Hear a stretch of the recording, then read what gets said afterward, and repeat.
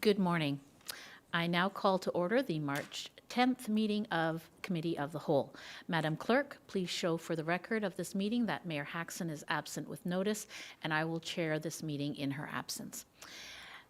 Item B, declaration of interest. Are there any declarations of interest from Council? Seeing none, we'll proceed to the land acknowledgement statement. The town of East Gwillimbury recognizes and acknowledges the lands originally used and occupied by the First Peoples of the Williams Treaties First Nations and other Indigenous peoples, and on behalf of Council, I thank them for sharing this land. We also acknowledge the Chippewas of Georgina Island First Nation as EG's closest First Nation community and recognize the unique relationship the Chippewas have with the lands and waters of this territory. They are the water protectors and environmental stewards of these lands, and we join them in these responsibilities. Item D, community announcements.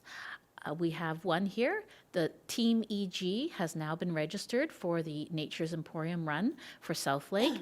Please consider joining the team and or making a donation to our team. And I would just wanted to add that we hope that we can win the Mayor's Challenge for a second year in a row and start a new streak. We were the champions last year. I have one announcement for Mount Albert, which is their annual pancake breakfast coming up on Saturday, March the 21st from 9 a.m. till 12 noon at the Lions Community Center on Mount Albert Road. As a former Lion, it's always a great event, and they sell Lion Eric's famous maple syrup, so I encourage everyone to attend on Saturday, March the 21st for pancakes. Are there any other community announcements? Councillor Foster. Thank you. Again, just want to mention last couple of weeks ago on February the 28th, we did the coldest night of the year walk. I think there were 7 or 8 of us that walked. We did travel over some treacherous icy terrain, as you can imagine, and we dealt with some water. There were wet feet, let's put it that way. I think our total is about $10,200 right now, and donations will still be taken until the end of this month. So thanks to all for the generous donations, and hopefully we can do a little bit better. Thank you. Very good. Any other? That's a great cause, and thank you very much for leading that, Councillor Foster. And are there any other community announcements? Seeing none, we'll move on to deputations. There are none at this time. Under presentations, there are none at this time. So we will move on to item G, Council Committees, Board and Groups, with the Diversity and Inclusion Advisory Committee report regarding the Lunar New Year resourcing. Can I have a mover, please? Councillor Johns, and is there any staff member who would like to speak to this? To this report? Yes, thank you very much. Thank you very much, Mita. Yeah, thank you. Through you, Madam Chair, the Lunar New Year event is something that the Diversity and Inclusion Advisory Committee of Council, in conjunction with the Arts and Culture Committee of Council, have been organizing for the past several years. I've attended the events as they have occurred, and they've only gotten bigger and better, and certainly have drawn a considerable amount of favorable opinion from the community. And so this report is from DIAC, and I believe there has been some consultation with the Arts and Culture Advisory Committee of Council, seeking Council's approval to move this into a town-run event through our Parks, Recreation and Culture Department. Thank you very much. Are there any questions or comments from any members of Council? Yes, Councillor Carruthers. Thank you. I wholly support this motion and DIAC's request. I just have a bit of an issue with us pre-approving a budget amount. So I've just looked at what they are asking for and just put it into different words so we can accomplish the same thing without tying the hands of the next council by allocating budget for 2027 this early. So the first part of the recommendation that it be received stands, and that the advisory committee recommendations be changed to that the request to make the Lunar New Year an annual town-run event that is organized by the town event staff in consultation with DIAC and the past organizing committee be approved, and that the budget for the event, for this event, be incorporated into the annual PRC operating budget to be approved by council, and that PRC prepare a report on the outcome of the 2027 event. So I'm not sure if Councillor Johns was moving just the main recommendation or if he was moving the secondary recommendations. So I can either ask if it's a friendly amendment, if he feels it's a friendly amendment, or add those if he hadn't moved them. Thank you very much, Councillor Carruthers. I'd just like to make a gentle reminder that in terms of the procedures, I would like that you refer through me as the acting mayor when I am asking other members of council to speak, rather than asking questions directly of other members of council. I was Thank you. asking through you if Councillor Johns. I wasn't saying you, Councillor Johns. I was saying I was wondering if Councillor Johns would Well, want to. thank you very much for clarifying that you were doing it through my position as chair of this portion and as acting mayor. Thank you very much. I would like to discuss this a little bit further. I see Councillor Crone's hand is up. Councillor Crone, would you like to speak to this, please? Thank you, Madam Chair, and through you to our staff. And I just want to clarify, I support the intent of this, and certainly the Lunar New Year is always a great event to attend, and it's well attended, and I think it's enjoyed by members of the community. The only challenge I would have is a concern, and I support what Councillor Carruthers stated earlier about not tying the hands of future councils, so I support that. But I wanted to ask through you, Madam Chair, to Mr. Karmazin, this request seems to be almost in contradiction of the event, our event strategy, and that I think we asked events like this to be self-funding. So, through you, Madam Chair, to Mr. Karmazin, I would ask, is there any flexibility within our event strategy to accommodate this request? Thank you. Through you, Madam Acting Mayor, there absolutely is flexibility. The draft event strategy will be presented to council in April. It's in the public consultation phase at this point. We're bringing it back to council for potential final adoption in April. The event strategy does make recommendations that, due to potential volume of requests, initial ethnic, cultural, and religious community events be self-funded by the groups with assistance from the town. The assistance would take the form of such as in-kind services, facility space, and equipment. This is no different than what we've undertaken over the past 3 years with the Lunar New Year event. Given the success of the Lunar New Year event over the past 3 years and the support that has been built up within the community, council has the flexibility consistent with the draft event strategy to transition this event to a town event if it's the vision of council and the intent of council to do so. Thank you very much, General Manager Karmazin. And Councillor Roy-DiClemente, I saw your hand up. Thank you. Through you, Madam Chair, this is actually the way that this is exactly how we expect these sorts of events to evolve. We have these advisory committees who come up with great ideas.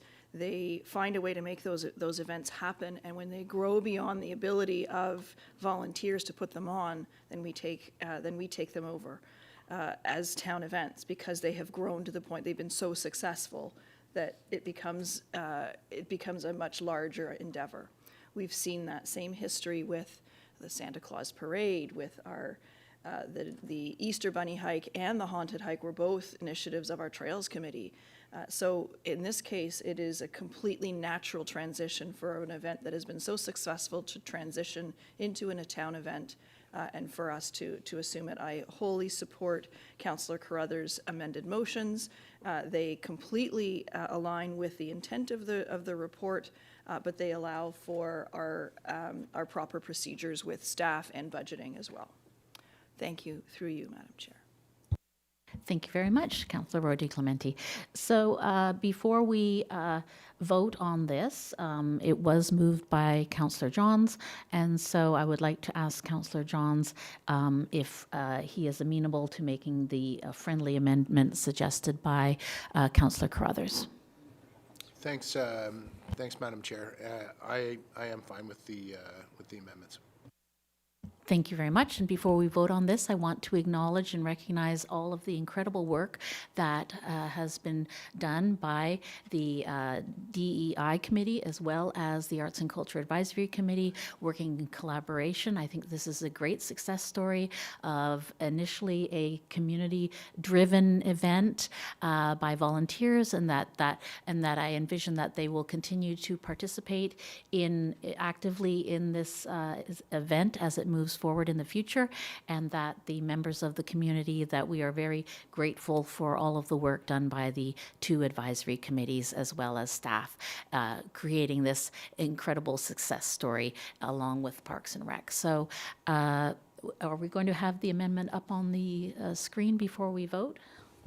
Through you, Madam Chair, just bear with us. Thank you. And the highlighted section in blue is what has been changed.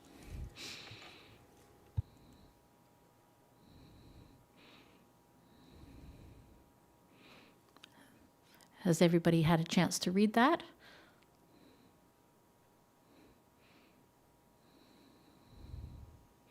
So my understanding is that you have just removed the specific amount there in the budget, and everything else is the same, correct? Yes, Councillor Carruthers. So we added in the past organizing committee as someone that town should be consulting with in addition to DIAC. And the budget line, we check out the amount and ask that it be incorporated into the annual PRC operating budget to be approved by council. And lastly, that PRC prepare a report on the outcome of the 2027 event. The original recommendation was that it be reviewed after 2027, and what we really want is it to be reviewed after the 2027 event. So that's just semantics in there, really, to clarify the intent. Very good. If Councillor Johns is comfortable with the amended wording, then we will proceed to the vote. All those in favor? And that is carried. Thank you very much. We will now move on to item H, Corporate Services, with Councillor Carruthers in the chair. Councillor Carruthers. Thank you very much. We have a couple of items today. The first one is the bylaw branch presentation report on-street parking review and strategies. And I'll hand that over to General Manager Gandhi to introduce the presenter.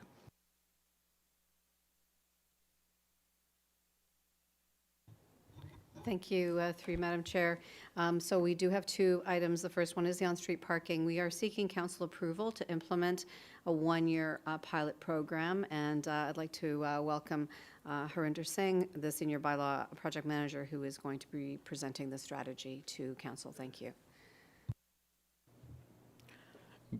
Thank you, GM Gandhi. Good morning, Acting Mayor, members of council, members of staff, and the public. As GM Gandhi alluded, my name is Harinder Singh, Senior Bylaw Project Manager with the Bylaw Branch. Thank you for this opportunity to present an overview of the on-street parking review and strategy report. Next slide, please. The purpose and rationale of the report is to seek council's approval for a structured one-year pilot program. It does not propose permanent changes at this time. The objective is to responsibly test more flexible parking options beyond the current framework. The pilot will allow the town to gather meaningful data, monitor impacts, obtain community feedback, and bring forward final recommendations to council at the conclusion of the pilot. Next slide, please. Why now? The report will highlight stats showing increase of population growth, Neighborhood design constraints, rising requests for overnight considerations, both on-street and at town facilities where permits are currently offered, and evolving service expectations that have created added parking pressures. This presents an opportunity to modernize our approach using best practices. Next slide, please. Primary functions of a local roadway. Priority remains committed to the following core functions: public safety for motorists, pedestrians, and cyclists, unobstructed emergency access for fire, police, and paramedic services, efficient snow clearing and winter maintenance operations, maintaining proper traffic flow and sight lines, supporting overall roadway operations and infrastructure longevity while providing balanced parking considerations and opportunities. The objective of the pilot is to introduce limited structured flexibility for on-street parking. The intent is to provide residents with additional options through new strategies that will work alongside existing parking controls and primary functions of the roadway. Next slide, please. So what are the strategies? The recommended pilot strategies, starting with number 1, is to remove 3-hour restrictions on select streets and introduce an odd, even date and municipal address parking system. So essentially alternate day parking. This is to maintain traffic flow. 2 a.m. to 6 a.m. provisions will still be in effect, preventing long-term vehicle storage, capping parking storage availability at no more than 24 hours on a single day and site. The second strategy adds flexibility through paid overnight permits responding to demonstrated demand. We currently provide 15 overnight and 3-hour parking considerations for free per license plate per calendar year. This paid option can be utilized once the 15 free considerations have been exhausted. The permit method, commonly used in other regional municipalities such as Vaughan, Markham, and Caledon, to name a few, is a regulated approach in allowing paid overnight parking. The third strategy supports accessibility needs while maintaining safety controls. Essentially, any vehicle owner with a displayed valid accessibility permit on their dashboard will be able to park in a signed prohibited area as long as they do not obstruct traffic, any intersections, fire hydrants, or park the wrong way. And lastly, the fourth strategy strengthens use of town facilities and parking lots by offering more flexible permit parking options, shifting longer-term parking off-street. We currently offer overnight parking at town facilities for 30 days, and this is simply an expansion of this program into the park's parking lots, carefully selected so as not to affect the use and cause any implications for maintenance or extra resources from Parks, Rec, and Culture. As an accessory to the expansion of this program, a more flexible permit structure is being proposed for 1, 3, and 7 days in addition to the 30-day permit period that we currently have. Next slide, please. Where and how we measure success. Locations were selected based on complaint history, operational feasibility, geographic distribution across wards. This was done in coordination with our partners in EPW and PRC and fire services. Limiting the pilot to select amount of locations is intended to minimize impact on existing resources and remain within the approved 2026 operating budgets. Prior to implementation, communication will be provided to the residents on selected streets and community-wide through available channels, including but not limited to hand-delivered letters and road signs.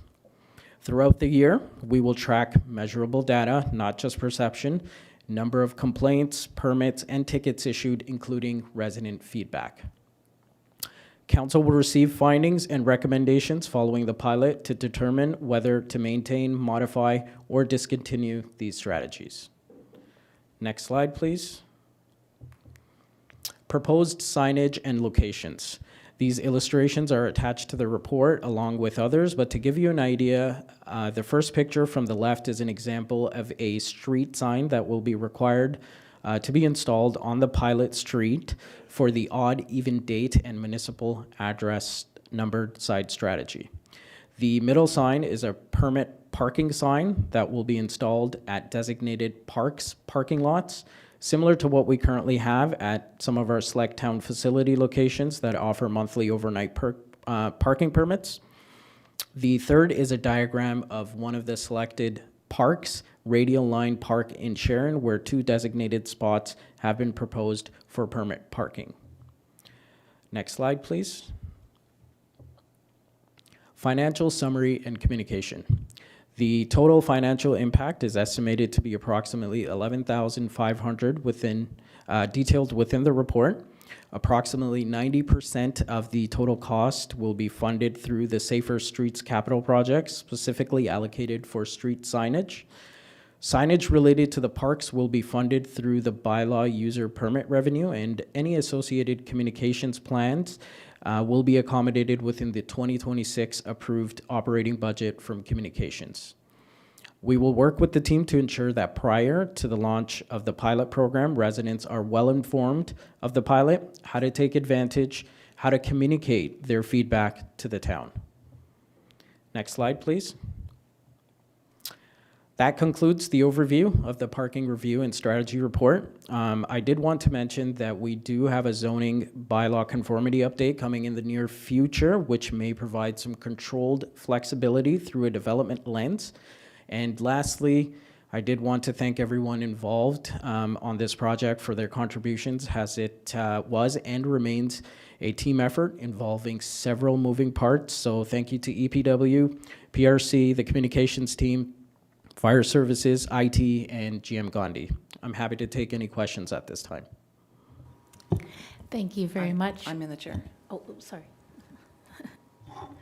Thank you, Mr. Singh, for that very thorough report, and I really appreciate how you've worked with all the other departments to try and bring something forward that shows that balance and flexibility. We definitely have competing interests when it comes to parking, both flexibility for residents when they have guests and that sort of thing, and as well as safety, keeping our streets clear for snow removal, for emergency services, et cetera. So thank you very much for that. I'll open the, first of all, I'll ask someone to move the 2 recommendations that the report be received and that council approve the implementation of the 1-year pilot program to test the parking strategies outlined in the report, including any associated fees. Can I have someone move that? Councillor Roy-DiClemente, and I'll open the floor to questions.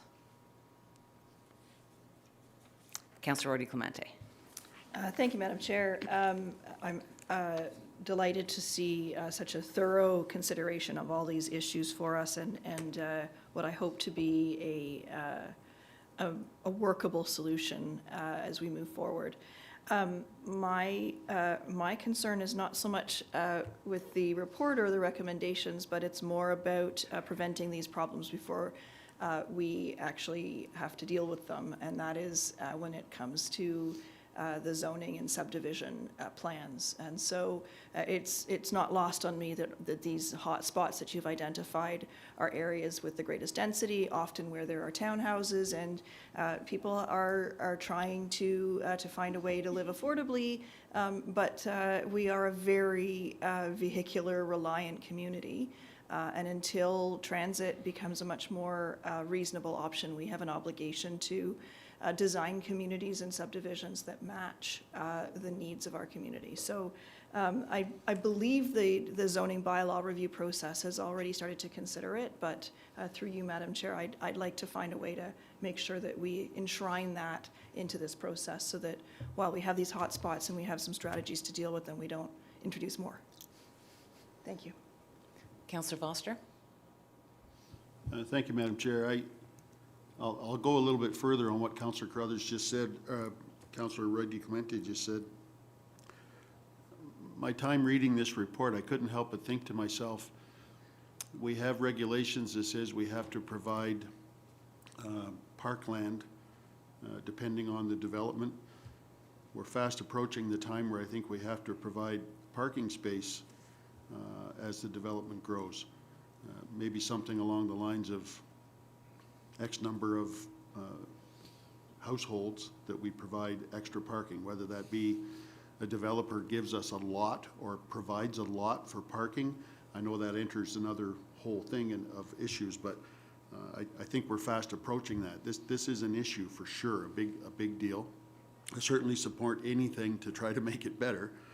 The only other thing that I would comment on, have we given any thought to the extra cost pressures of our staff, in this case PRC staff, having to go back to that same parking lot 2 or 3 more times to clean those spots in the wintertime where the cars were parked, if they happen to be there with, when the first time you arrive to plow the snow. So I don't think it's a big deal, but you are going to have to send staff back at some point to have a better look at that and clean those spots up. So again, just a comment.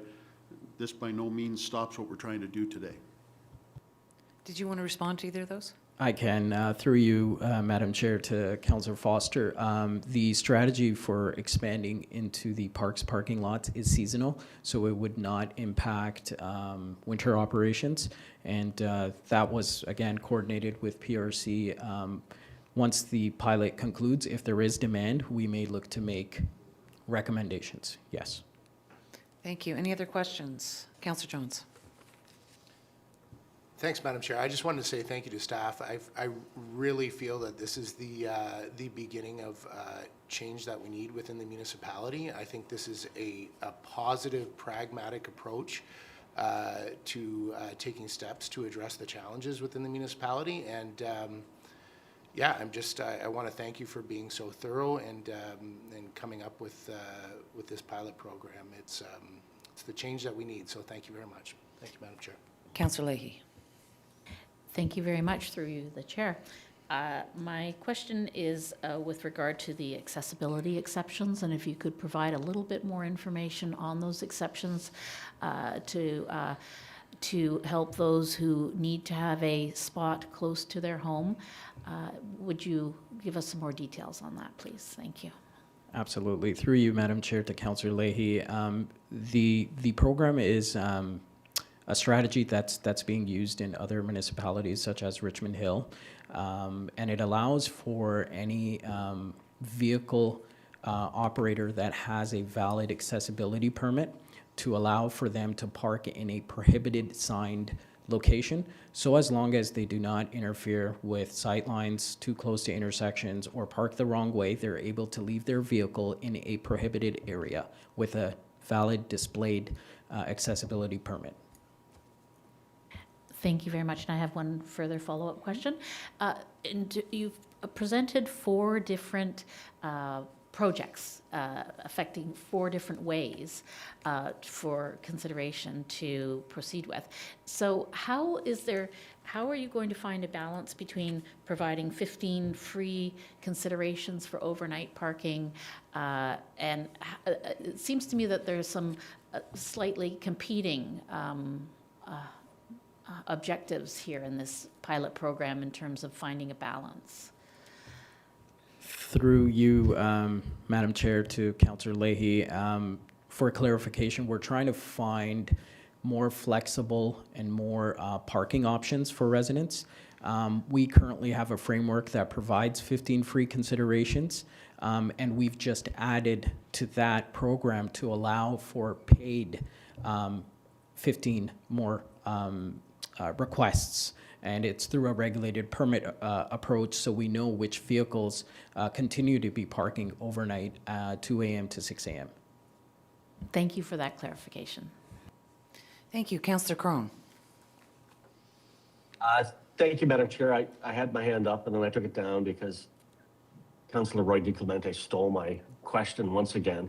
And so I'll just reinforce that I hope we, bylaws and development services can get together and share the problems that are evolving and make sure that they don't happen in the future. I want to thank you folks for all the hard work that you've done on this. This is probably one of those, I would say, in the top 5 complaints that I get as a municipal councillor to deal with. And so I'm glad we're taking some real constructive attempts to resolve it.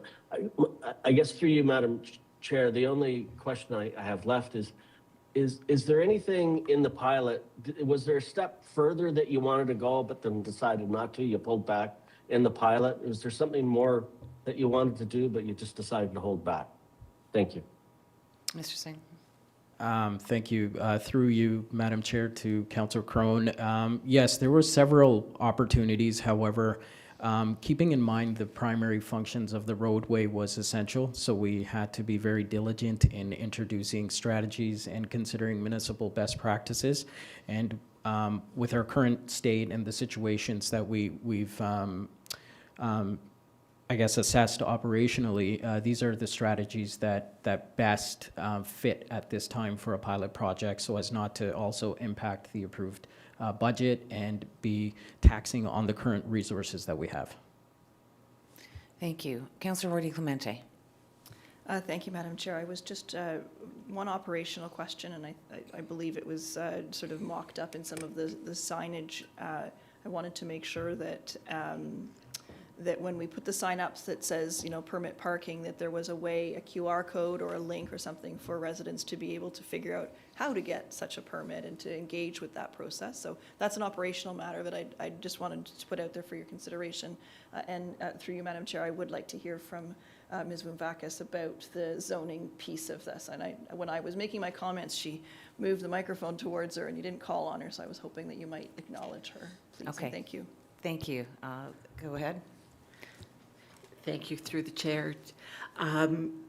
The zoning bylaw conformity exercise actually offers us a great opportunity to look at the parking needs within the town. So as we undertake the conformity exercise, we'll take feedback and input from this study, also an analysis of our own in terms of what is lacking perhaps, particularly with respect to visitor parking or perhaps some lay-by opportunities as developments become denser and denser and lots are smaller and driveways are single, it places greater pressure on, I'm going to say, the surrounding streets for parking. So it'll be part of what we have to look at as the nature of housing changes within East Gwillimbury. Thank you. And just to add on to that, I also find the problem when we have these private laneways as opposed to municipal streets. It limits those options for us. You are correct, and there's challenges. Laneways can be developed in such a way that it can accommodate parking and additional cars, but then it has the opposite side effect where it often doesn't. So it has to be very well designed. So that's something that we actually have to look at as we're looking at the various plans of subdivision that are being submitted to us. Thank you. I like nipping the problems before they happen. Thank you very much for your presentation. We have no more questions. We have the two recommendations moved, and I will call for the vote. All in favor? And that's carried. Thank you very much. Move on to our second, and thank you, Mr. Singh, for all your work on that. Much appreciated. Number two, we have the Corporate Services Bylaw Branch report on Backyard Hens pilot program update. Ms. Gandhi? Thank you. Through you, Madam Chair. So the second item we have in front of Council is the update on the Backyard Hens pilot program. We are seeking Council's approval to transition the pilot program to a permanent program, along with the related amendments to the administrative penalty system bylaw. Our Manager of Bylaw Enforcement Services, Jennifer Nichols, is here to answer any questions you may have. Thank you. There's not a presentation? We're just taking, okay, we've been through this for a while, so before I take questions, I'll just ask for someone to move. We have that it was 3 recommendations altogether, that it be received, that council support the transition of the Backyard Hens pilot program as outlined in the report to permanently allow backyard hens on a residential property subject to obtaining a one-time license, and that council enact the amendments to the administrative penalty system bylaw in the form attached as Appendix 1 to the report. Can I have someone move that? Councillor Leahy. And questions? Councillor Leahy. Thank you very much, through you, Madam Chair. I'm very happy to see the results of this pilot program. It was initially, we had a deputation from a member of the community from Ward 3.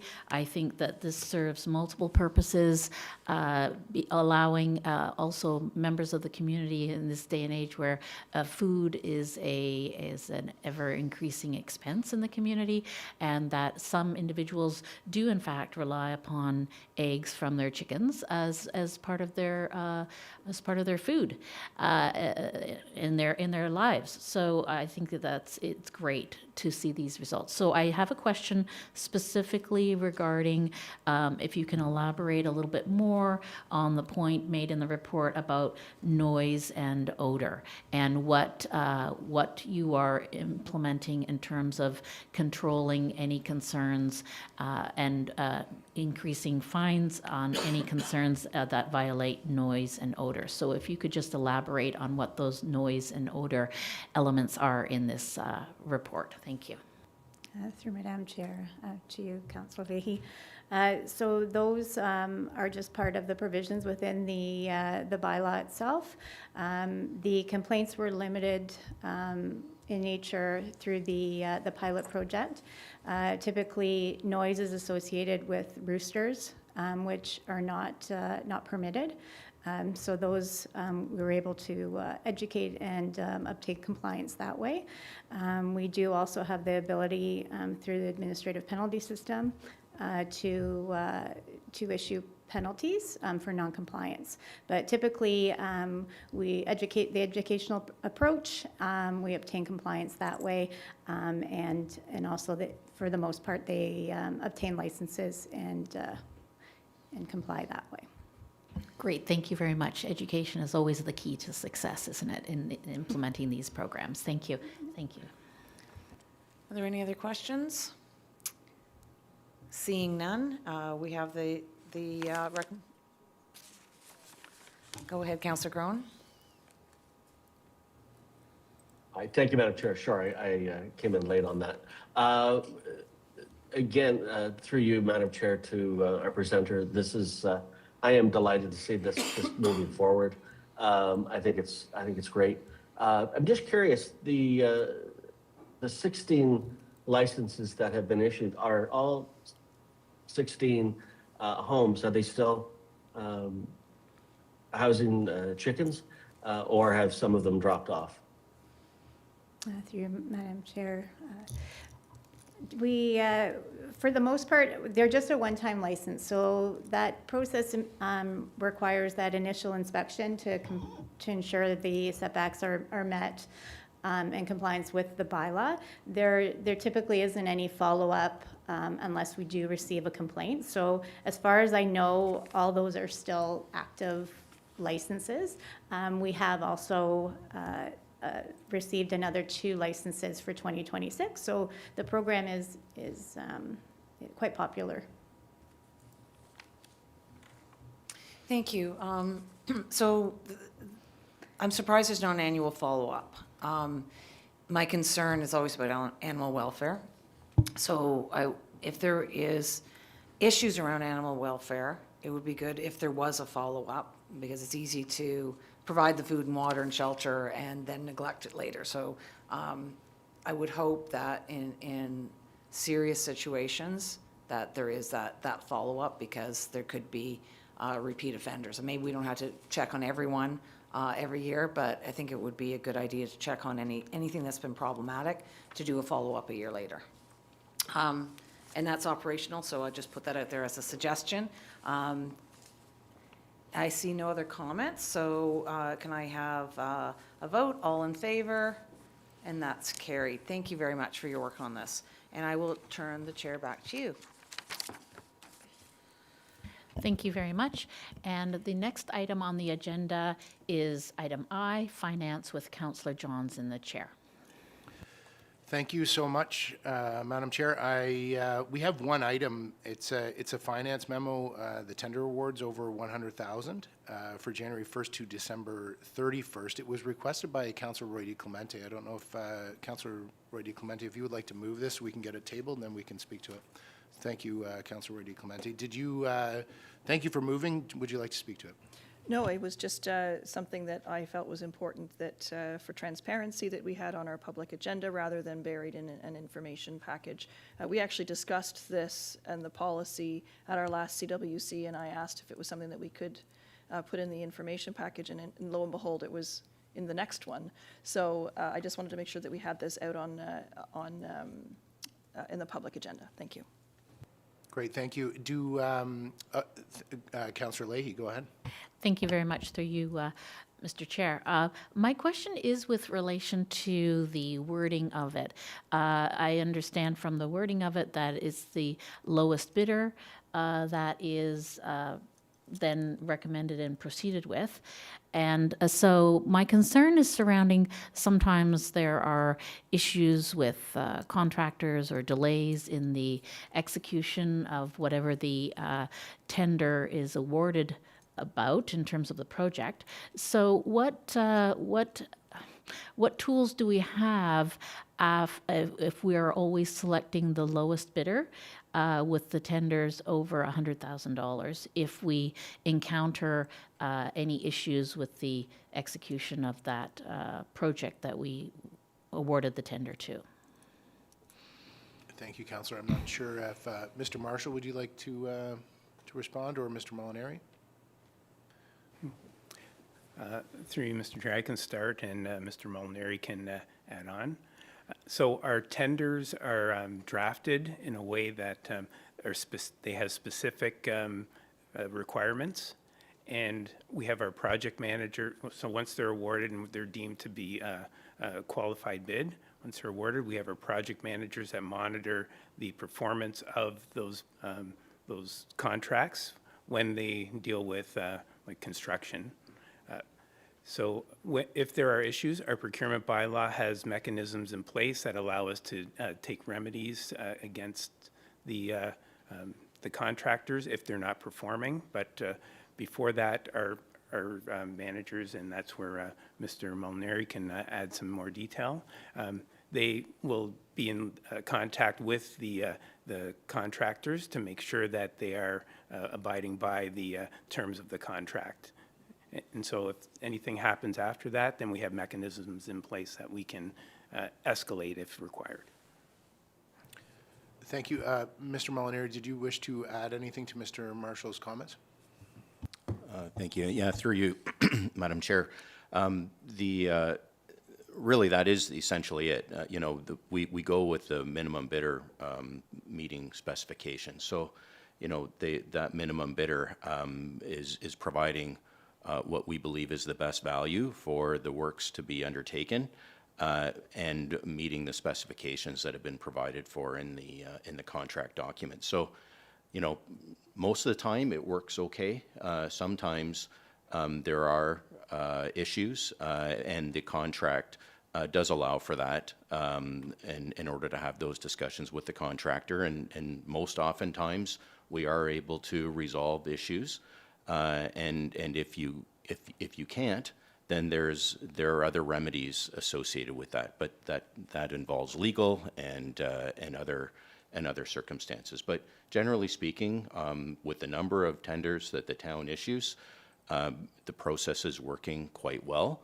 But every once in a while, there's an issue to deal with, and we hope that those are far and few between. But every once in a while, we do have to deal with some procurement issues. Thank you, Mr. Molinari. Councillor Leahy, did you have any follow-up items to the comments or questions? Through you, Mr. Chair, no, I accept the explanations that have been provided. My general concern, which has been addressed, was that the lowest bidder is not necessarily always the best one.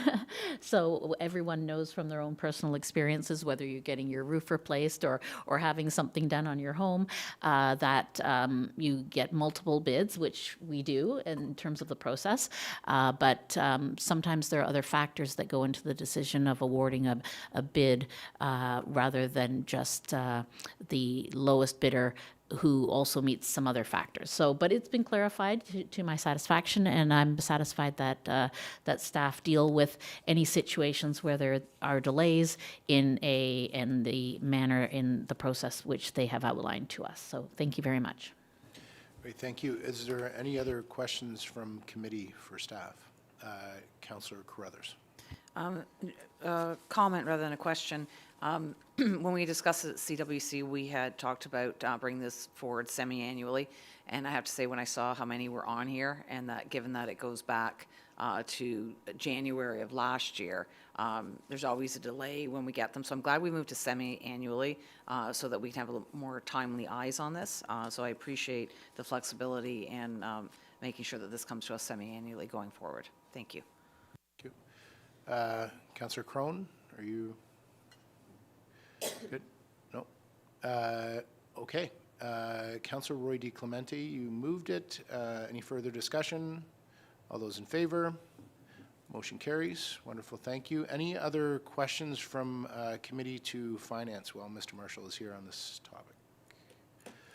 Seeing none. Mr. Marshall, do you have anything else for committee? Through you, Mr. Chair, nothing at this time. Wonderful, thank you. Madam Chair, back to you. Thank you very much. Moving on to item J, Development Services, with Councillor Roy-DiClemente in the chair. Thank you very much. We have one item on our agenda today, which is a report regarding street naming requests. May I have a mover, please? Moved by Councillor Foster. Ms. Vouvakis, would you like to, do you have anything further to add to this report? Thank you. I'd just like to note that out of the 9 names, 2 met the criteria. And so those are the names that are being put forward. I'd also like to note that both the Heritage Advisory Committee and the Diversity and Inclusion Committee were aware of the names and supported the inclusion of the names on the street inventory list. So thank you. Thank you. Any questions or comments? Councillor Leahy, go ahead. Thank you very much, through you, Madam Chair. My question is with relation to the increasing trend of naming streets after specific individuals. And so that seems to be a trend that is growing, and also looking at the number of applications, which you mentioned there were 9, only 2 of which were approved. And I understand there's a criteria that goes into in order to put forward which names we would like to include to be added to the inventory. So my question is with relation to the risk involved with naming streets, just in general, a high-level risk involved with naming streets after individuals by their names, when in fact, you know, human beings are fallible. And if we're naming streets after individuals, and then in the future, although we cannot see into the future, but how would the town deal with situations if we have a street named after an individual who is then involved in a controversy or some sort of legal matter that would have an impact on the community as a whole, in terms of, I'm thinking of certain individuals in the media right now who are, you know, it involves other investigations and criminal investigations. But if we are naming streets after specific individuals, and then in the future there is some issue at hand, and is there a mechanism to change the name of a street, or if it is deemed needed because of that potential risk? Ms. Vouvakis, I'm sure you can explain why we would not name a street after somebody who's living, because it's a question of, you know, we don't want Epstein Avenue and then have to address it, but go ahead, please. Through the chair, Councillor Leahy, we do as much due diligence as we can, and I think what you're referring to is if a person has passed and they are on the street name, and then the street has been named after them, but over time something has been found out about them that has been unsavory behavior, or historically they have had, shall I say, society changes and our values have changed, and we've now determined that this person had certain biases or prejudices, then it would be up to the town to consider renaming the street. So, if I may have a follow-up question through you, Madam Chair. So there are indeed municipalities that name streets by full name after living individuals. So is it incorporated? I just want to confirm it's incorporated in our policy that we do not name streets after living individuals? That is correct. That's part of the town's policy. Living individuals are not eligible, and that's why a number of them who were recommended to be included were not recommended to be approved, because it's contrary to the town's policy. Okay, very good. So our policy does differ in some ways from other neighboring municipalities in that regard. That would be correct. Okay, thank you very much. Anything further? Councillor Carruthers, go ahead, please. Thank you. I actually share your concerns about street naming. We had similar issues when naming schools as well. And we've seen Vaughan and we've seen Dundas and names like that are no longer seen in the same light as they were when they were named. So I too don't really like naming streets after people, because how well do you really know them? How much do you know about their past and how they treated their neighbors or whatever, right? But this is just an inventory. And I appreciate in the report how you outlined that, Sam Bennett didn't make the cut because he's still alive. So I'm glad that's very clear in there. And I think the antidote to having so many streets named after people is for us to be suggesting names that aren't people. So we had Marlene Johnson, who put a lot of names on the list. And that is something that as council we can do, as anyone watching, anyone in the community can do. I think that people tend to be motivated to name something after someone who's inspired them or who they're related to, and less likely to be motivated to name a street, Oak Street, for instance. So I think we need to think long and hard about what names we would like to see in our streets, because I think we're going to get a lot of requests coming up next term. So I think looking at our list and making some additions to it of what we would like to see, I think would be prudent for this council, and something that we can all do on our own time to submit names and have them come back. Thank you for that suggestion, Councillor Carruthers. It's also important that we have our own inventory, because otherwise the development community will come forward with their own ideas as well. So we want to have that impact. Ms. Moonvakis, go ahead, please.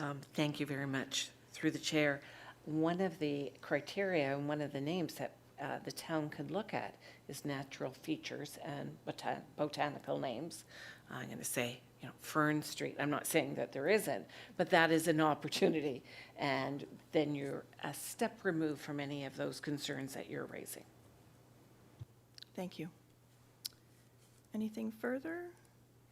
Seeing none, I have a motion as moved by Councillor Foster. All those in favor? And that motion carries. Thank you very much. And that's the end of our prepared agenda. Ms. Moonvakis, do you have anything further to add at this time? Through the chair, thank you very much. No, thank you. Okay.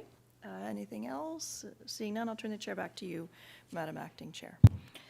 Thank you very much. Item number K is Parks, Recreation and Culture with Councillor Cronin, the chair. Councillor Cronin. Thank you, Madam Acting Mayor.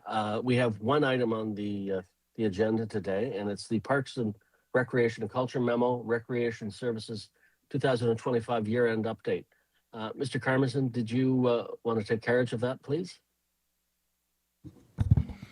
Thank you, Mr. Chair. We're pleased to provide the annual recreation year-end update. I would just like to highlight that the department as a whole has experienced unprecedented growth in participation numbers as well as revenue. This growth is very much a representation of a broader growing community with residents that very much value parks and recreation services and opportunities within town.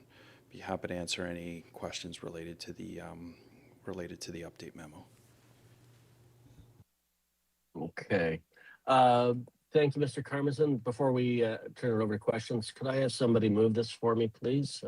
Councillor Carruthers, thank you very much. Any questions? Councillor Leahy, please go ahead. Thank you very much. Through you, Mr. Chair, to General Manager Karmazin. I have a question regarding, which has been raised to me multiple times and that I'm aware of in the community. So I think it would benefit for educational purposes to provide the facts for everyone in the community and for taxpayers. They would like to better understand how, with regard to the fitness portion of the Health and Active Living Plaza, how a private company is operating in a building that was constructed with, the DC's tax and is being operated with taxpayer dollars, and there is a separate membership in terms of participating in the fitness portion equipment of the Health and Active Living Plaza. So could you please provide with the data that you have at hand, in consideration it opened in October of 2025, what that arrangement is about for clarity for residents who are looking into purchasing memberships at the Health and Active Living Plaza. Thank you. Thank you. Through you, Mr. Chair. The contracted fitness services, consistent with the benefits that were presented to council when the contract was awarded, I can run through a number of those benefits. The municipality, by not competing with the private sector, fitness is a very competitive landscape that has multiple private sector service providers within East Gwillimbury and the surrounding catchment area. So that would be one benefit of us not competing with the private sector. Capital cost avoidance of approximately $500,000 to $750,000 in equipment. So that's initial startup of equipment, and that's capital repair and replacement of equipment over time. That is not DC eligible. That is a cost that is borne by the tax base. There also is a requirement for specialized and qualified fitness staff. Those would be fitness trainers and anyone involved with providing that specialized service.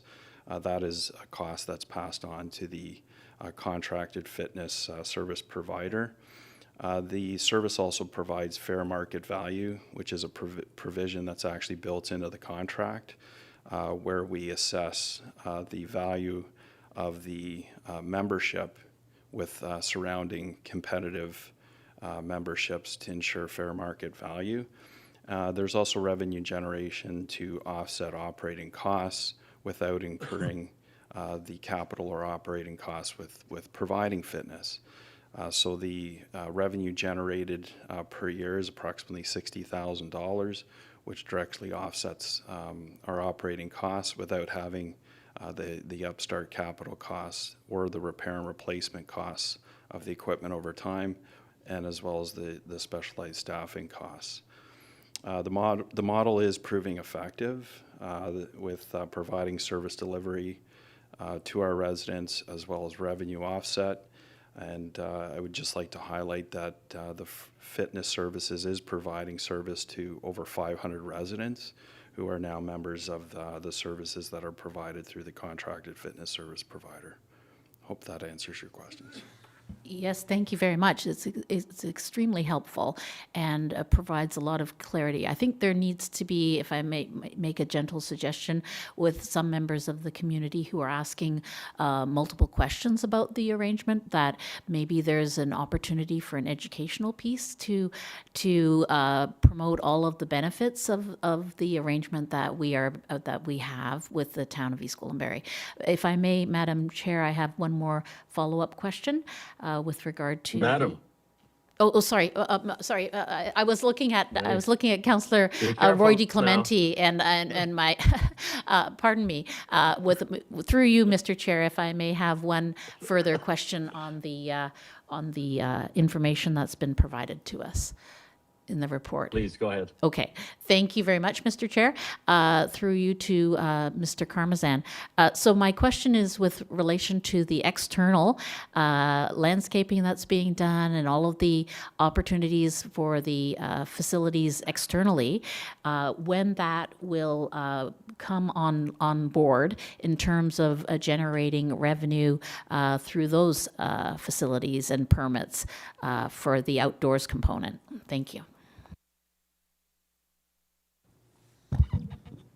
Mr. Karmazin? Through you, Mr. Chair, we are anticipating completion of the park for the end of June of 2026. We're anticipating that completion consistent with when school gets out. And also to support a number of our camp programs, and all of the permit opportunities would then be live as far as being able to take any permits that would be applied to the entire town wide park. Great. Okay. Okay. Thank you. Are there any other questions from committee with regards to the report? Councillor Johns, please go ahead. Sorry, it's actually just triggered off of what Councillor what Councillor Leahy said, and so through you, Mr. Chair, to Mr. Karmazin, the question was about the permit opportunities that would be delivered from the outside of HALP. What is the targeted budget for that revenue stream for the outside? I know this is, I'm sorry I didn't ask this question ahead or prepare ahead of time, but I'm just wondering, what is that amount that is being budgeted or targeted for revenue for the outside park?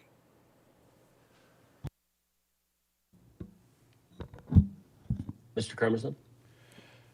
Through you, Mr. Chair, the total revenue is incorporated with our total permit revenue for the facility for the year, and I would have to check that and get back to you.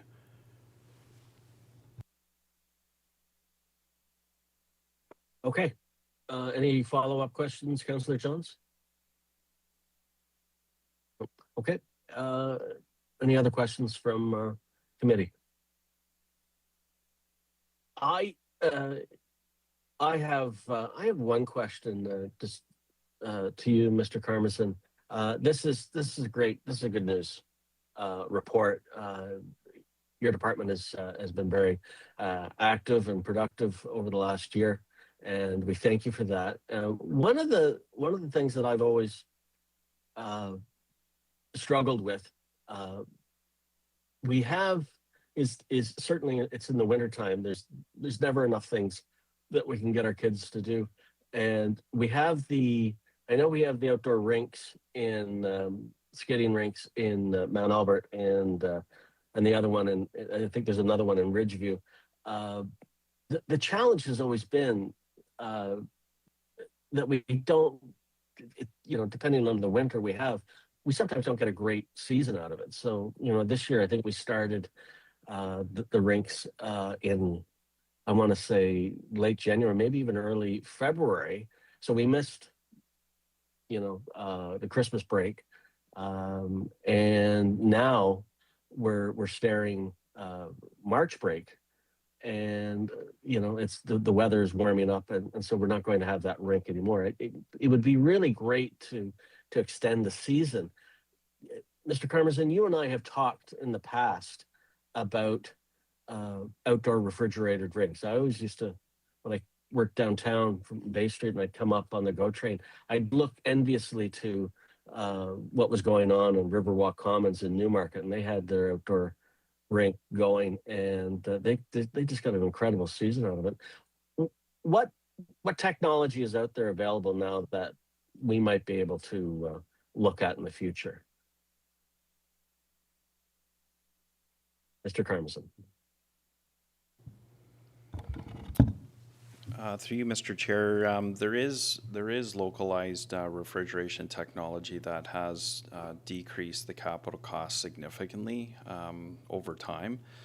And those are the types of ice plants that could potentially be introduced into some of our community parks. But that would be certainly a capital request of council, and then as well, the operating implications. Also keeping in mind, there are existing operating implications to try to maintain ice in natural conditions. It is a much more efficient operation to maintain ice with a refrigerated surface versus a natural environment. And that is very much why we see inconsistent operations of our existing ice surfaces because of fluctuation in weather, where we have, we may have thaws that occur, throughout the winter season, and that will lead to obviously more operations and inconsistency with regards to the ice conditions. So there's been, to answer your question, there's been a number of different advancements that have been introduced with localized ice plants that could be introduced in park settings. And that would be a capital request or a capital item that would have to be, a business case would have to be put forward to council for their consideration. Thank you, Mr. Carruthers, I appreciate that. Councillor Carruthers, you had a question. Please go ahead. Thank you. I think this is a really interesting topic, and I would love to have staff report back to us on operating outdoor ice rinks. Particularly, I want to look at basically our return on investment. So we're putting in so much capital into the ice rink, so much staff time into it, versus how many days is it actually open for public skating? And looking at that on a cost per day and comparing that to a refrigerator rink that obviously has more capital costs but has a lot more use. So I'm wondering if we could get a report back on that. I understand the capital costs have to be addressed, and I'm wondering if there's an opportunity to reallocate the savings from the HELP toward a project like this. I don't need answers on all this today, but I think I would like to put forward an additional resolution that we, and I don't want to steal your thunder, Councillor Crone, if you have something you want to put forward, but I think we should add to this that staff bring back a report on outdoor ice rinks with, so that we can look at it in advance of next season. If we wait till the next budget, that doesn't happen actually until January of next year, and then we miss that whole season. We have another season of these on-again, off-again outdoor rinks. So I'm wondering, Mr. Carmison, if maybe you could respond through you, Councillor Crone, about the possibility of bringing a report back in the nearer term on outdoor rinks in general. Mr. Carmison? Through you, Mr. Chair, absolutely, town staff can provide a report back on refrigerated ice surfaces within parks. The reference to the HELP savings, staff would feel more comfortable with completion of the HELP project prior to reporting back on refrigerated outdoor ice surfaces, given we're still in construction of the HELP Park, which is a sizable capital project as a part of the total project for the Health and Active Living Plaza. So that would be my recommendation back to council, is to report back upon the completion of the Health and Active Living Plaza project as a whole, if that was a funding source that council would consider. Perhaps we could get the report on the costs, the current costs of the rinks and the number of days they're open versus a refrigerator rink, and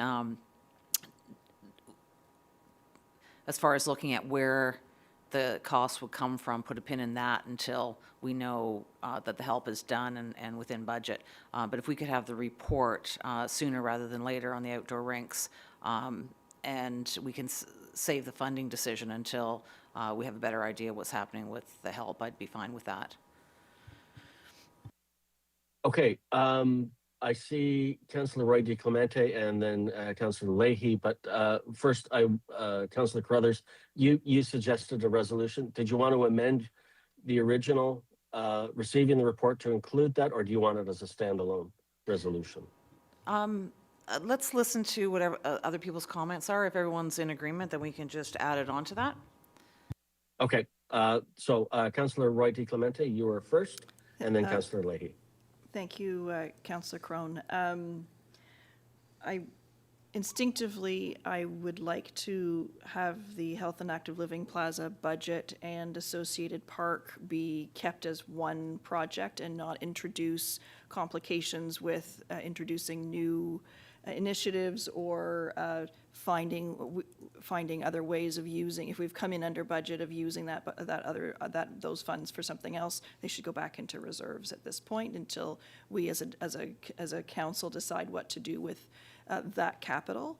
The outdoor rink issue is one that we hear often, where every late fall we get reached out. People reach out to us and say, municipality ABC has their rink open. Why isn't EG's? Well, they've invested significantly in that outdoor equipment that Mr. Karmazin is referencing.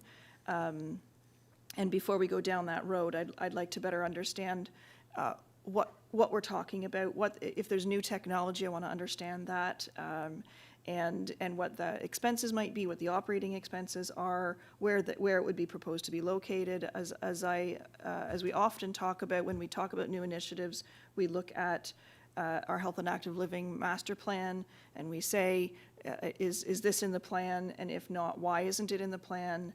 So I know that Mr. Karmazin is also updating that plan, and the provision of outdoor refrigerated rinks may be in that plan, in which case this would just be a simple situation of advancing that plan. So I'd like to hear more, and so I'm supportive of asking staff to report back, but I'm certainly not interested in A, using the HELP budget, or B, making a decision at this point to move forward. I just need more information. Thank you.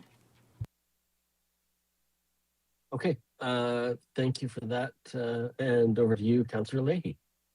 Thank you very much. Through you, Mr. Chair, I also would like to emphasize that we shouldn't be making any assumptions at this point that if any future permanent outdoor ice rink is going to be considered, that it would automatically be somehow involved with or located at the Health and Active Living Plaza. I agree with Councillor Roy-DiClemente that we need to follow what's already in the Health and Active Living Master Plan, although I often also receive inquiries and have had conversations with staff about why they have one in Pefferlaw, for example, that is a covered outdoor 365-day a year ice rink, but we do not. And I would also it would be derelict of me if I didn't advocate for considering the location with an open mind, because Mount Albert is often, looking for opportunities to produce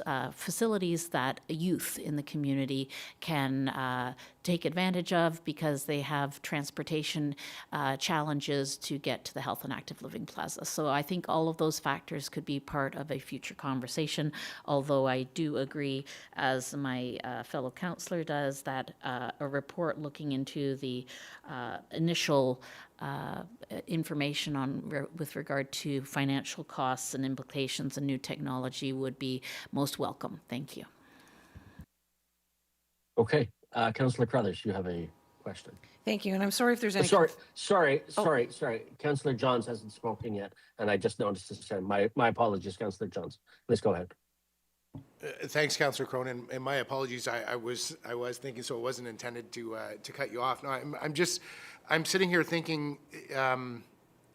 One, I will say that this is a great conversation. I'm just sitting reflecting from the standpoint that we're 90 days out of passing our budget, and we are actively working to build the park in HELP, and that wouldn't be completed until the summer, and I know you're thinking about funding source, I do wholly support a report, because that will help feed the process.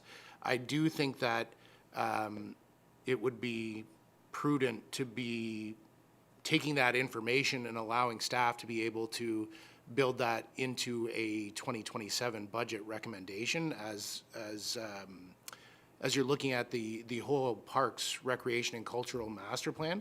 I think the opportunity to gather that information is a good one. I do question kind of sense of urgency around delivering this now, when we just came out of the budget, and a nomination day is 6 weeks away, and I just think that the opportunity to take a pragmatic approach to the methodology on the funding by wrapping up the Health and Active Living Plaza, getting a report back, and kind of catching our breath on the finances. But again, I would wholly support looking into the technologies to help feed and support staff for a 2027 budget item. So I would support you there. Thank you. Councillor Carruthers. No, Thank you, and I'm sorry if there was some confusion. I was not intending this to be at the help. I was just commenting that we might have more funds than we originally thought when we were in budget, when the help comes in under budget. I'm not looking for a funding source at this point in time. I think what we need right now is a close look at what's happening with our 2 outdoor rinks. I mean, I reserve judgment until I see the report, but my hope would be that the 2 outdoor rinks that currently exist could be converted to more of a permanent refrigerated surface. But I would await that report. So I don't want to wait until the help is completely done to get this report. I think we want to see it before us sooner. It might be a case of just receiving the report and being informed for the next budget process, or it could be when we get our in-year savings and we look at projects that are under budget, it may be something that council wants to put forward. But I think that's the cart ahead of the horse. Let's get the report and see what it costs. My fear is if we wait for 2027, the budget doesn't come in until January because it's an election year, and we would not get, obviously would not get the rinks in for 2027. It would be now 2028. So if the outdoor rinks in their current condition are costing us an astronomical amount per day of operation because they do take so much staff time, and with the freeze and thaw cycle, they're not open very much, then refrigerated surface may be better bang for the buck for the municipality, and I wouldn't want to wait 2 years to do that. So let's start with the report. So I will amend or add to the motion to receive that staff report back to council on our current outdoor rinks and the costing of refrigerated rinks in those 2 locations. If someone has something to add to that, I'm happy. I didn't prepare anything. I'll send it back to you, Councillor Madam Crone. Clerk, were you able to capture that? Through you, Mr. Madam Clerk, Chair. were you able to capture that? Through you, Mr. Chair. Just bear with us. Yes, we're almost finalizing that. We will share that on the screen for council's review.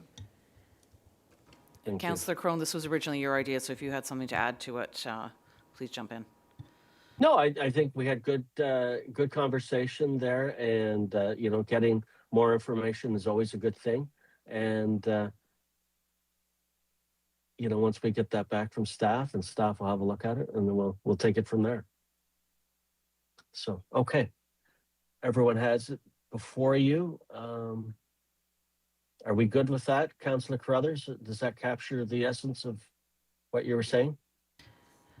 It does. I'm not terribly happy with it. It's not the best wording of a resolution. Councillor Roy-DiClemente, you're very good at this. You're on the spot, Councillor Roy-DiClemente. The intent of the motion is before us. I think that I don't think there's anything really more to add. We want staff to report back on the outdoor rinks and the costing of refrigerated rinks and maybe just say, and the costing of refrigerated rinks, of a refrigerated rink, and start with that instead of saying in those two locations, because we're not choosing a location right now. I think it's really just, for me, what I would like to see is, I'd like to be able to respond to the question, why does X municipality have an outdoor rink that I can skate on December 1st, and I have to wait until January or February to skate in my own community? And I would like to say, because it costs X, Y, and Z, would you like me to spend those tax dollars on that? Or are you okay to book an ice or come to a public skate in our covered arena that is available to the community during public skate times? So, we have provided the opportunity to skate during the winter for, I believe it's $2 or $3 to drop in. And I can tell you that people do it, because I've done it and I've seen others there as well. I didn't have the ice to myself. So, so from that perspective, I'd like to be able to be better informed. So let's just say that staff report back to council on the operation of current outdoor rinks and the costing of a refrigerated rink. Okay. Thank you. Councillor through you, Carruthers, are you Mr. good with that? Yes, I'm fine with that. I think I was talking about those two locations, so there wasn't confusion that this was going to be at the help. But I think you're right, we just need the costing of one, and then if we want to do more, we could. Thank you. Okay, I think staff has divined the intent of what we'd like to see, and I think we just leave it at that. All those in favor? Okay, any opposed? Seeing none, it's carried. Thank you very much. Mr. Carmazin, do you have anything anything else you'd like to share with committee? Through you, Mr. Chair, nothing further. Thank you. Okay. Committee, do you have any other questions for Mr. Carmazin? Seeing none, I will pass the chair back to you, Madam Acting Mayor. Thank you very much. Thank you very much. So moving on to item number L, Engineering and Public Works, with myself in the chair. We have one item on the agenda, and it is Engineering and Public Works Report, EPW 2026-08, the fill bylaw update. And can I have a mover for this, please? Councillor Roy-DiClemente, thank you very much. And I would like to open this up for the benefit of members of council who may have questions. And yes, and what I would like to ask first, before we do that, General Manager Molinari, who has provided this report on the fill bylaw update. Thank you. Thank you. Through you, Madam Chair. So there's been extensive communication and points of contact with the public and council over the course of the bylaw update. Staff are proposing that regulating this industry leads to better outcomes than to not regulate, and the proposed bylaw will ensure that fill operations in town are properly managed using the latest MECP regulations and industry best management practices. I'd like to thank our expert environmental consultant, Jim Walls, who's with us today, and town staff, including Paul Mercer, Kevin Brake, and Keith So for their diligence in preparing the bylaw. I'd also like to thank the public for their interest and feedback on this bylaw, as it's generated significant discussions and helped to really refine the bylaw to get it to where it is for council's consideration today. So happy to answer any questions. Thank you very much, Mr. Molinari. Are there any questions from members of council? Councillor Johns. Yes. Yeah, thanks, Madam Chair. This whole process was very informative to me because I spent a lot of time trying to understand that what this bylaw was doing was attempting to regulate something that we weren't regulating. And then I was thinking about the impact within village cores around areas that could occur should permits be taken for wet fill for doing it properly. One of the things that I talked about previously was traffic and noise and kind of impact. But what I learned is that, you know, passing to bylaw to strengthen regulations surrounding wet fill, that wouldn't occur at that time. And so I guess through you, Madam Chair, to Mr. Molinari, should this pass and wet fill is regulated within the municipality, should a permit be taken in the future, whether it's 1 year or 10 years from now, what does this council have as an opportunity to control use of a wet fill site? Like, do we have the opportunity to do noise studies? Do we have the opportunity to better understand truck flow? Like, what is within this committee or council's purview to be able to kind of protect our village cores?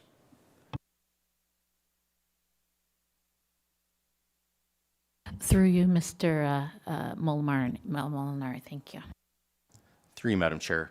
So really, the bylaw that Council's considering today really just provides the framework that allows certain things and doesn't allow other things.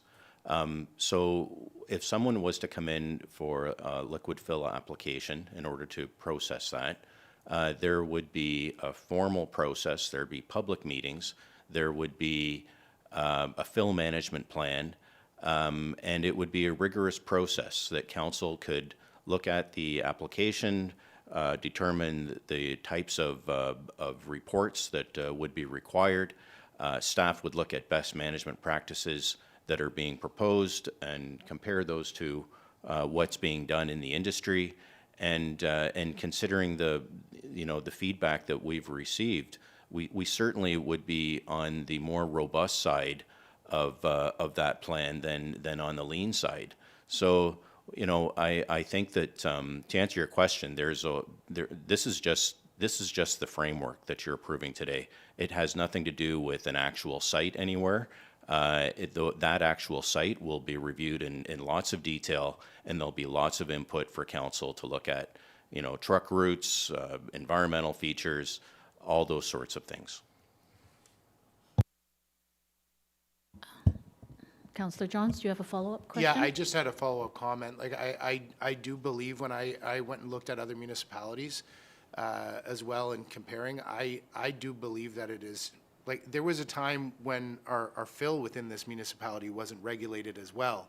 And there's different landscapes within East Gwillimbury that I think that many of us that have been here for a long time can go see the geography or the topography of our municipality has changed in a larger way prior to having fill regulated. And so I see that from the generational perspective that I'm looking at, to not having regulation versus having regulation, and comparing with other municipalities, I do believe that from a first step to make sure that wet fill is regulated in our municipality is critically important.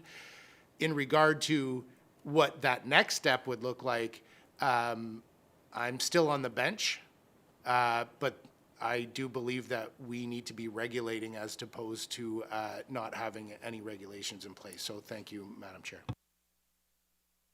Thank you. And Councillor Crones, I see your hand up, and then Councillor Foster.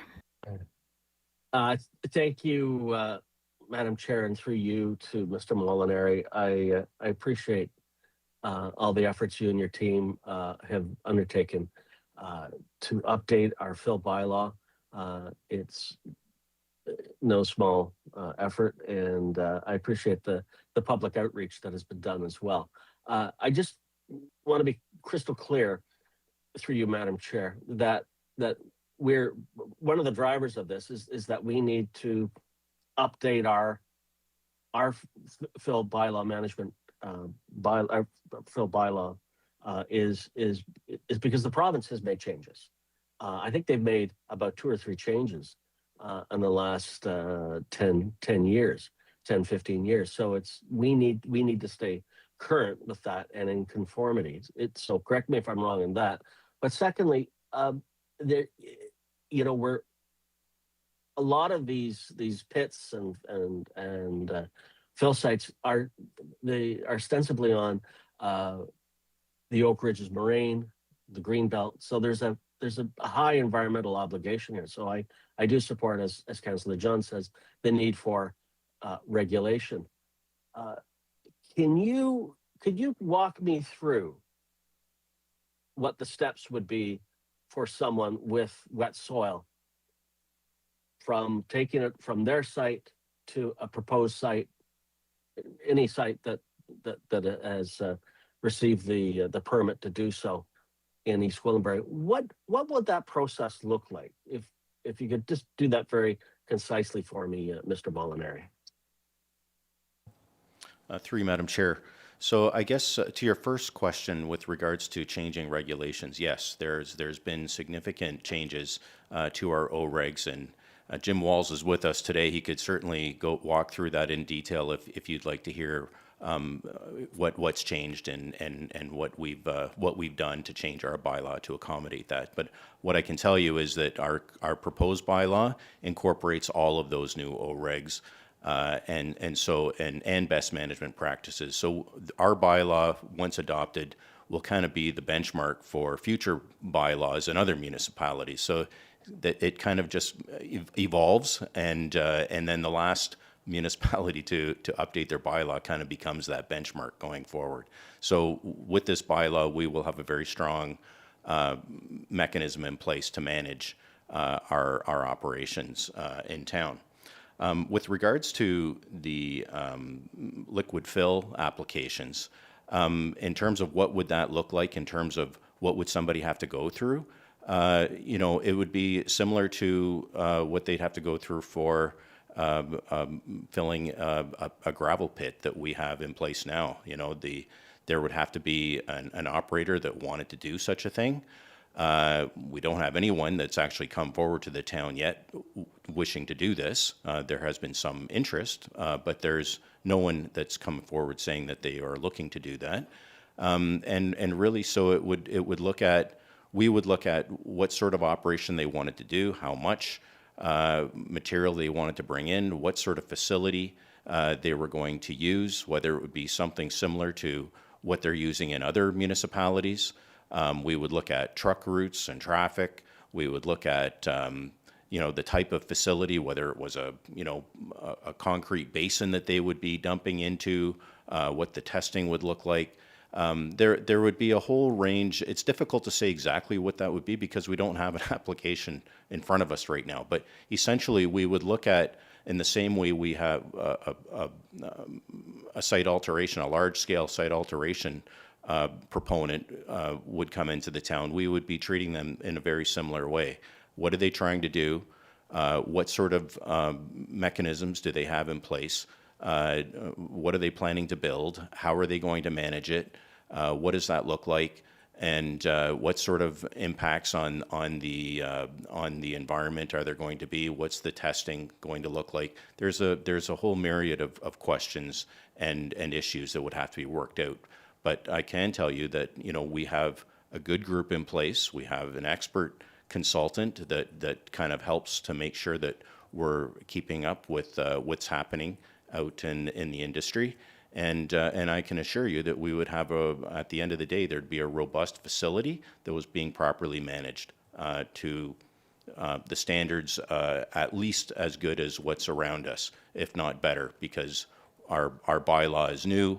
And we would be implementing the best management practices that are in place at the time. So I hope that gives a little bit of comfort. And certainly council would be involved because there would be public meetings, there would be approval by council. So all this is going to be a very public process at the end of the day. Okay, through you, Madam Chair, if I may, just to follow up a question. I like the idea of the follow-up process because then there'll be the application with the, when they apply for the field management plan. So I'm curious, there was an opportunity, certainly when it came with groundwater monitoring, it could have been enshrined in the bylaw itself, but I think we've opted to put it more into the field management plan. Help me understand why that was the route you chose. Through you, Madam Chair. I'll start and then I'll pass it over to Mr. Jim Walls. But really, you want your bylaw to contain the basic framework, and you want your film management plan to be, because it's a living document, you can make adjustments to that going forward without having to update a bylaw. As we've seen over the past year, it's complicated and it's time-consuming, it's difficult to update the bylaw. To update the film management plan with best management practices is a much more simple task. So we've taken this approach because it's administratively easier to do, and it's administratively easier to incorporate best management practices and other refinements into those applications going forward. So I don't know, Mr. Walls, if you'd like to add to that, but that's generally the principles for the film management plan and the bylaw being slightly different in that regard. You just need to turn it on. There it is. Mr. Walls, may I ask that you introduce yourself? Thank you. My name is Jim Walls. I'm a geoscientist. I work for RJ Burnside, and I've been retained by the town as their qualified person as defined under OREG 15304. So I've worked here a long time. I work on the Mount Albert pit and filling in the municipality. I've worked on legal issues in chasing down and dealing with illegal filling. So the question you asked was, why isn't the bylaw fatter, thicker, with a lot more detail of environmental protection? So as Mr. Molinari stated, the framework of the bylaw refers to the site alteration guidelines, which is a thick manual that instead of appending to the bylaw is referenced by the bylaw, so it carries the legal authority of the bylaw in this manual. The manual is written in a lot more less legalistic and more common language, so applicants, users, staff, the public can understand all the details of why we're asking for what we're asking for and how to do it. So it really helps applicants too to know we have to have groundwater monitoring, we have to have traffic studies, we have to have noise studies, vibration, air quality, all the things that are required to submit a formal application and have it processed and approved. All those details are in the guideline in plain language and in a lot of detail that make it helpful for all users. So this bylaw is a little less wordy because so many of the words have been transferred to the guidelines. This bylaw has gone from 36 definitions to 70 definitions.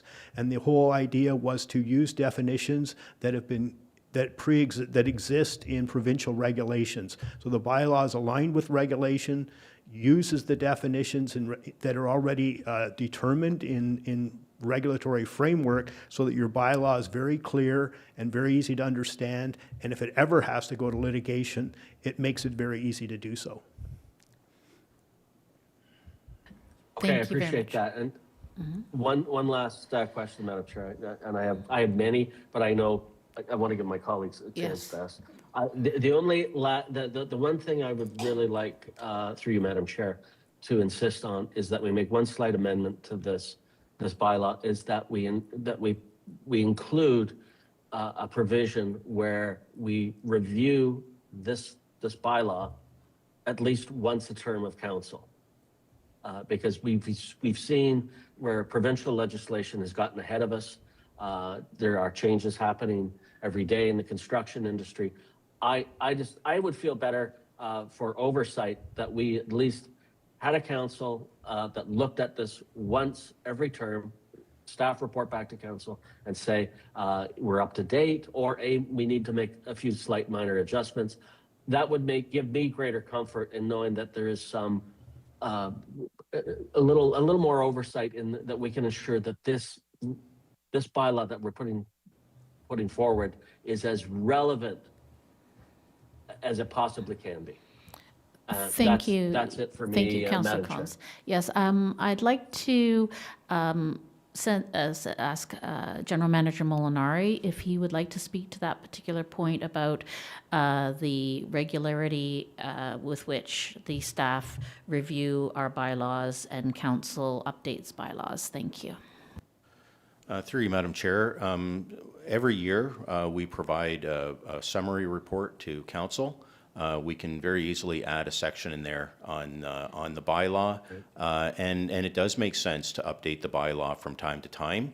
It may not be an update through council every term of council, but I think, you know, if we just add a section into that annual report, we can let council know if there are changes to regulations coming, and if it's time to do an update to the bylaw, or if there's any bylaw-related issues that need to be addressed, and we can easily accommodate that.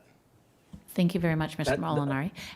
And I'd like to ask Mr. Walls to please stay at the podium. I have 3 more councillors who have questions, and I have one myself. So I believe Councillor Foster was next in line for asking questions. Thank you.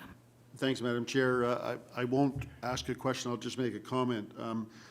Councillor Johns kind of went down the road where I was going.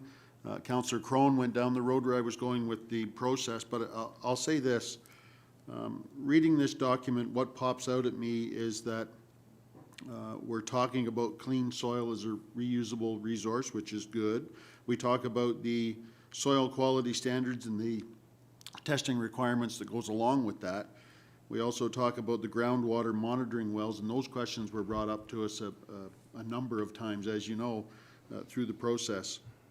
I'm wondering if we should expand some of our information on our website with a simple Q&A with a lot of those points being covered. I anticipate there's going to be more questions about the ground monitoring of the wells and the testing requirements. I don't know how much more information we can kind of anticipate being asked, but I think maybe that's the route we should go. So I'll leave it at that. Thank you. Thank you, Councillor Foster. I will note through you, General Manager Molinari, if you want to consider regularly updating the FAQ that is already on the website, which the General Manager has assured me addresses most of the, if not all of the questions that you have received to date from the public information sessions that were conducted by the town. So I would like to remind everyone they can refer to that, but would staff be, can they confirm that that will be an ongoing process of updating the FAQ on the town website? I think that would answer your question, Councillor Foster.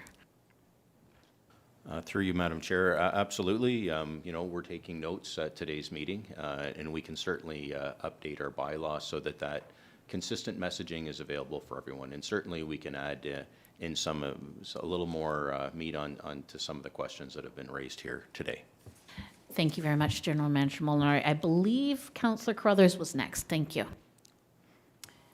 Thank you very much. After everyone else has spoken, most of my comments and questions have been addressed, and I thank General Manager Molinari for offering Mr. Walls to walk us through the changes to the OREGs, but I don't think there's enough coffee in the world for that. The interesting thing about this job is doing the deep dives into areas that you never thought would be of interest. So I had a question about the FAQ, so that's good, and the review once per term, also good. I had questions about the definitions, that's also been addressed. But what I wanted to comment on is some wording within the report that I think helps explain this really well to residents. It's about strengthening the town's ability to manage unpermitted activity. And the report says, updating the bylaw will not change any current approvals for existing permitted sites. Any proposed changes to a site operation, truck volumes, type of acceptable material, haul routes, etc., would trigger a number of requirements, including a change to the site's fill management plan, along with the appropriate studies and reports to be submitted and accepted to the town, holding a public information center, and approval by council. Staff have not received any requests for operational changes related to the draft bylaw update. So I think that is really important for residents to hear, and it's come up that any sort of noise or air quality studies will be done at the time of application as opposed to at the time of this bylaw being updated. So thank you for all your work on this. It's much appreciated, and I have a much clearer understanding. Thank you. Councillor Roy-DiClemente, did you have a question? Thank you. No question, actually. This matter is something that I'm glad that every member of council is taking seriously. It's an important issue. We have an obligation to our environment and to our residents to ensure that we are regulating this and that we're taking care, that we're managing this issue as best as we can. For me, this is simply an update to a bylaw that staff have brought to us and said, there's changes in legislation, there's new and evolving technology that our bylaw needs to address. This is not a fill permit. This is not a new site. In fact, there are, and I think it would be helpful maybe after this meeting if staff could circulate a map of where actually any of these activities can take place, because it is very, very limited as far as where large-scale site alteration and fill activity can take place. So for me, this is a modernization exercise. It's strengthening our legislative abilities to manage a challenging circumstance. And it's no new sites. And I, as Councillor Carruthers says, doing a deep dive into something you never thought you'd ever do. I think it was in 2012 or 2011, I was at an Ontario Aggregate Resources Symposium as we were drafting the very first iteration of this bylaw. So I understand completely. I never thought that I would be able to have a meaningful conversation about soil tables, but I could. So this is my motion, and to Councillor Crone's comment, he wanted to see sort of a regular review. I think this actually is, I think we actually have done a review every 4 years. I think it actually has happened naturally. But what I would like to do, Madam Chair, is add to the resolution as presented, and simply that we add another clause, and I've already provided it to the clerk, that staff be directed to include a review of the bylaw in their annual reporting to council on site alteration activities in the town. Thank you very much. And so I have, if everyone has had the opportunity to ask all of the questions and comments that they would like to make, as chair of this Engineering and Public Works report, I would like to ask a couple of questions myself for clarification and respond to the many concerns expressed personally to me in meetings and in phone calls and in emails from residents, primarily from Ward 3, because Ward 3 has more than its fair share of fill pits, and I think that's to be expected, that the greatest number of people that may have concerns about this are probably located in Ward 3. So the one of the questions was addressed by Councillor Carruthers that I wanted to follow up on, and the last time we discussed this matter of wet fill at council, there was a deferral of future noise and air pollution studies. So my understanding is that if an application was put forward, that at that time there would then be noise and air pollution studies. Is that correct, Mr. Walls? Absolutely. Noise, vibration, traffic, air quality, wind directions, all of those things get included. And if you read the site alteration guidelines, that's the big manual at the back that's appended to this. All the details and all the studies that would be required, even things that we haven't even thought of in this conversation, are all listed there that would be required in order for somebody to make an application. So any sensitive issues would require addressing. Thank you very much for that clarification. And so if residents continue to have questions about those specific items, they are welcome to, is there a link provided on the website that they could access that document to do further research on their own in terms of what's required?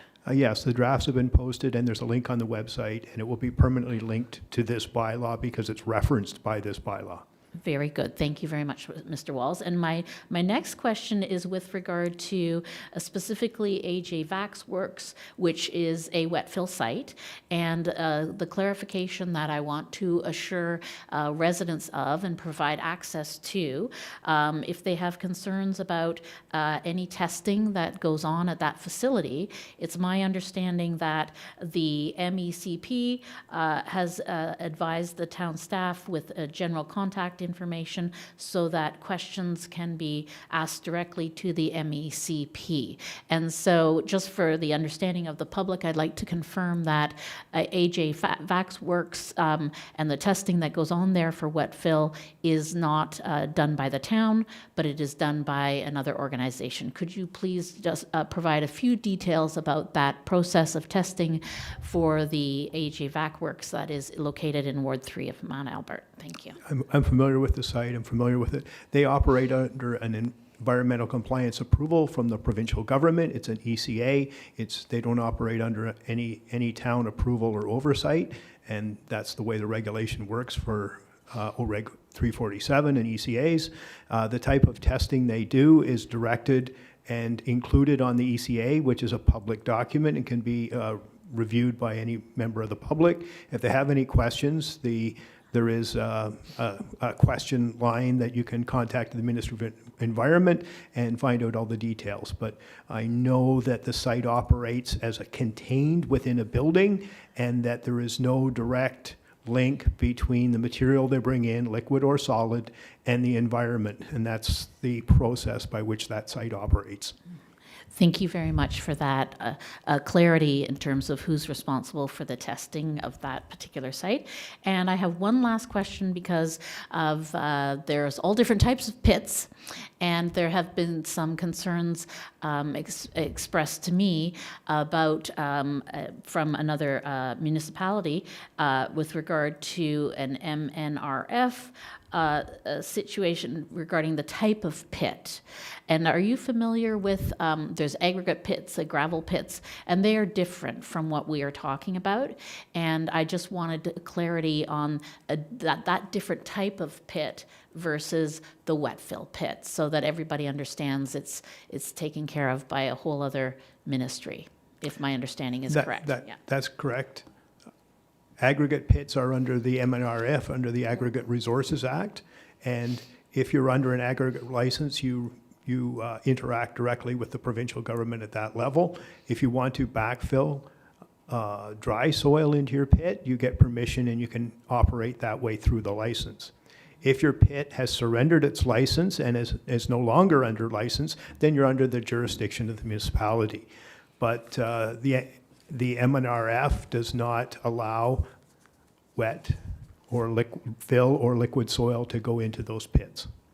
Thank you very much for that clarity, and I hope that our town website FAQs can be updated to reflect these concerns that residents, specifically in Ward 3, have shared with me. And so I would like to call a vote, or I'll ask General Manager Molinari if he has any other comments he'd like to make on this report before we take a vote. Thank you. 3, Madam Chair, nothing further.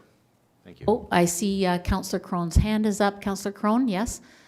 Yeah, thank you, Madam Chair. I just wanted, this is such an important bylaw that we're working on. I think it should be a recorded vote, so I'd like to request a recorded vote. Thank you. Okay.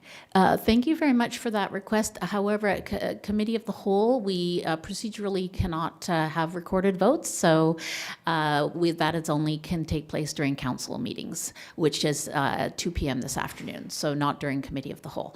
And so I'd like to direct everyone, because we'd like to have that amendment put up on the screen before we vote.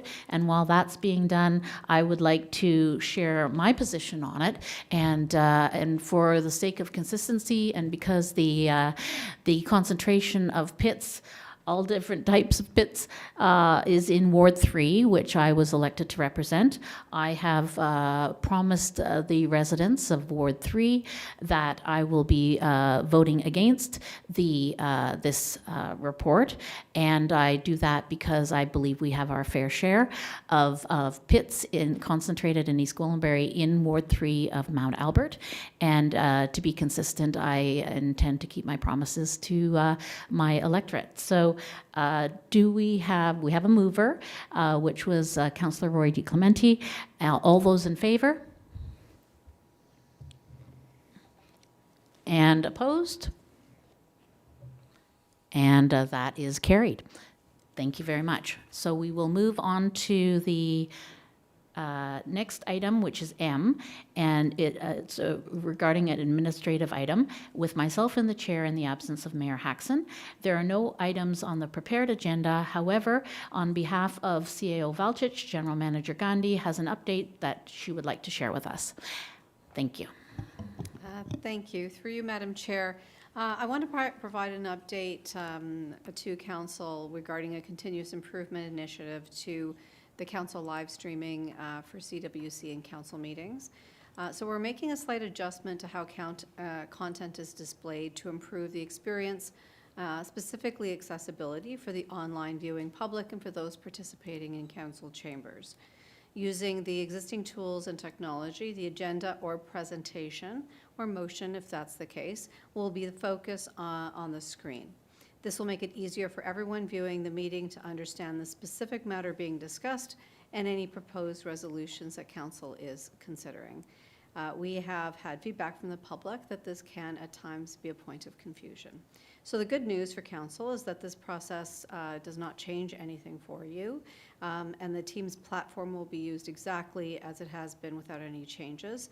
I'd like to thank staff who will manage this change, and the additional effort on the background, on the back end, will provide improved accessibility, transparency, and service to the viewing public. So we're planning to implement this in time for the next meeting.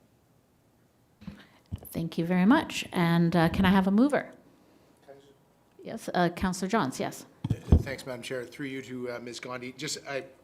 I didn't quite understand, so I just want to ask clarity. So what you are suggesting is that members of the public will see things as usual, but there will be a kind of like a banner on the bottom saying this is speaking to bylaw 205/2026 or something like that? Is that what?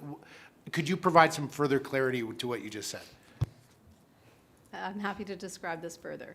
So as we are in this, I'll use what we have in front of us right now. Right now we have the screen of all members of Council being viewed. Instead, we would have the agenda item on display in Council chambers. So people who are in Council chambers can see what the agenda item is. On YouTube, we would have the same. We would have a live stream of the Council dais, so everybody who is on Council would be there. We still have the tiles of the Council members across the top, but the focus of the page would be the presentation, the motion, the agenda item, whatever it is being discussed is the focus of the page. Yes, can I take you, Councillor Johns, as the mover for this item as well, since we're asking questions about it? Okay, and you have a follow-up question?